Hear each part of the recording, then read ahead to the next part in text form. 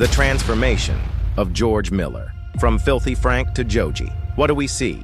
A young man engaging in bizarre, filthy, and eccentric actions. Things that no one in their right mind would want to imitate.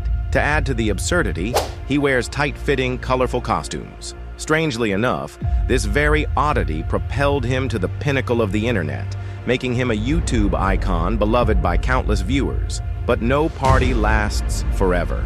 Filthy Frank bid farewell to the content creation world.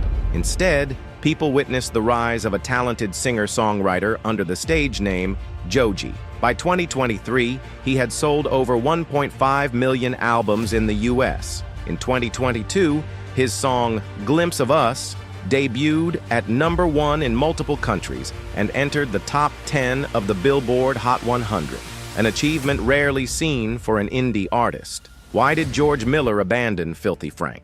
George Miller's journey on YouTube began in June 2008 with the channel Disaster Music. The channel description clearly stated, "Welcome to the worst place on the internet." At the time, George was just 16 years old, a student at the Canadian Academy in Kobe, Japan, an international school serving students from kindergarten to grade 12. Initially, he only uploaded simple prank videos with his friends. However, after a year, when things didn't go as expected, he decided to take a break from content creation and devote himself entirely to music.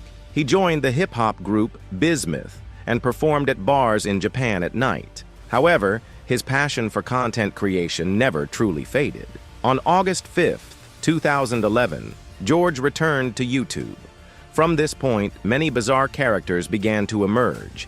He told everyday stories but infused them with dark humor and satire. On November 9th, 2011, he uploaded the song Who's the Sucker, marking his first step into the meme rap scene. Just a few months later, he officially introduced Pink Guy, a character dressed in a tight pink bodysuit who would become one of the most iconic figures of the Filthy Frank show. Interestingly, most of Pink Guy's videos incorporated music elements. This could be seen as Miller planting the seeds for his future music career. But he didn't stop there. He built an entire universe called The Filthy Frank Show, featuring characters like Red Dick, Fake Frank, Dade, Lord Chin Chin, Salamander Man, and Safari Man. The content of The Filthy Frank Show was extremely chaotic, lacking a clear storyline. Some videos were uploaded in 1 year but only made sense to viewers years later. This mystery intrigued fans, making them eager to delve deeper into his world.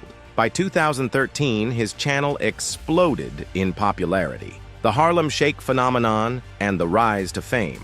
On February 2nd, 2013, George uploaded the video Do the Harlem Shake, featuring Pink Guy and 3 friends dancing wildly to a short snippet of Bower's song Harlem Shake. No one expected this to become one of the biggest internet phenomena of all time. Looking back at internet history, we've had Gangnam Style, the Mannequin Challenge, Nyan Cat. Which trend do you remember the most? Share in the comments. The Harlem Shake quickly spread worldwide, from the US and Europe to Asia, including Vietnam. The phrase Harlem Shake even topped Google Trends and was crowned Meme of the Year. But YouTube didn't like Filthy Frank. Despite his fame, Filthy Frank was never YouTube's ideal creator. Why? YouTube gradually shifted toward family-friendly content, catering to TV audiences. As a result, the platform prioritized creators with clean content. In contrast, Filthy Frank's videos were constantly age-restricted, taken down, or hit with copyright claims. At one point, George faced the risk of losing everything. George Miller's choice. By mid-2014, George seriously considered leaving Filthy Frank behind. In reality, he had been thinking about this long before he became famous. On May 3rd, 2014, with around 200,000 subscribers, he uploaded the video Filthy Frank Exposed. For the first time, he appeared as George Miller, serious without any antics. He revealed his plans for the future, including an animated series, a Pink Guy album, and a new channel called Joji Vlogs. These vlogs showcased a very different Joji. No vulgarity, no craziness. But most fans hated them. They didn't want to see Joji living a normal life. They ignored his mental health and just wanted him to remain Filthy Frank forever. In the song Attention, Joji expressed his frustration. He felt that no one truly listened to him. But most importantly, in his vlogs, we saw genuine happiness. A happiness that wasn't an act. Sincere and the final decision. At this point, George had three options. Continue being Filthy Frank, but this was exhausting and repetitive. Experiment with new content on YouTube, but his audience wasn't receptive to change. Pursue music, his true passion. Ultimately, he chose the third path. He began releasing music quietly, without aggressive promotion. Initially, 90% of his songs had low production quality, chaotic sounds, unpolished harmonies. But this was a smart strategy. Instead of forcing fans to accept Joji immediately, he gradually introduced them to his music, one song at a time. Meanwhile, he continued using Pink Guy, but only for music releases. The album Pink Season, 2017, featuring collaborations with major creators, put him on the radar of the music industry. Collaboration with 88, Rising, and Career Breakthrough. In October 2016, Joji collaborated with 88 Rising, a company specializing in promoting Asian artists. Gradually, he released more music, officially stepping into the music industry. By April 2017, the song I Don't Wanna Waste My Time marked a major turning point. His voice was full of emotion, raw yet authentic. And at this moment, Filthy Frank officially became a thing of the past. At the end of 2017, George Miller formally announced his departure from the Filthy Frank universe. On December 29th, he posted a statement on Twitter explaining that he was quitting comedy videos due to serious health conditions and personal reasons. For many fans, this was a huge shock. Filthy Frank wasn't just an online character, he was an internet phenomenon, a symbol of dark humor and absurdity on YouTube. But few knew that George had been preparing for this transition for years.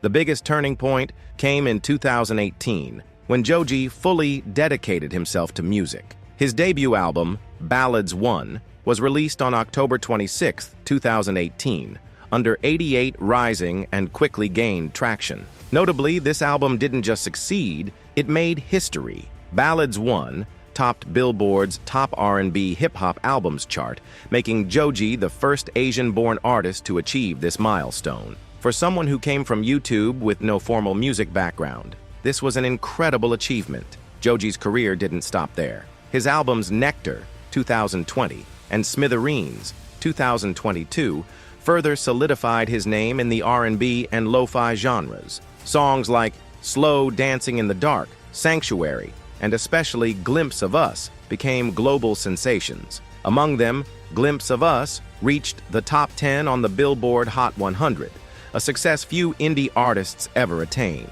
This proved that Joji wasn't just an internet phenomenon, but a truly talented artist. Looking back at George Miller's journey, the transformation from Filthy Frank to Joji wasn't just a career change, it was a complete reinvention of his identity. From a controversial comedic content creator, he redefined himself as a serious musician. This was no easy feat since audiences rarely accept someone stepping away from their established image. Imagine if a comedian like Kevin Hart suddenly became an indie musician. How would the public react? Yet Joji pulled it off and exceeded all expectations. So, does Joji ever regret leaving Filthy Frank behind?